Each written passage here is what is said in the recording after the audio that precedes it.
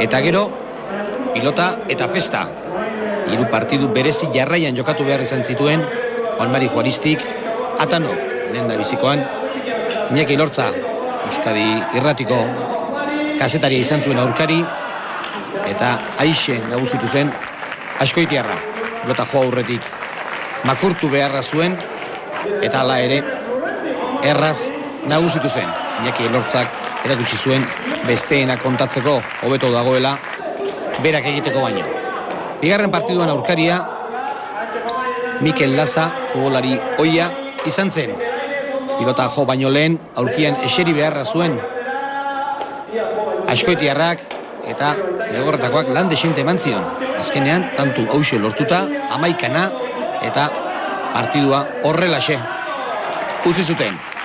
Garbi dago, pilota ez dagoela beti, serio hartu beharrik. Guztien nahiko zeri jotasune ibiltzeu pelotan, eta egun hauek pixkate deskantzatzeko eta parre pixkate eta oso polite. Gaina Izardik diferenti da, Izardik gozu da. 3. partiduan ez zuen Izardi asko atera beharrik izan. Eskuan guantea zuela jokatu zion Manu Maritxalar, bosealari ohiari, eta kaoa lehendabiziko pilotakadatik izan zen. Garaipen erraza hemen ere Juan Mari Juaristik, eta festa polita atzo Azkoitiko kontsekupean.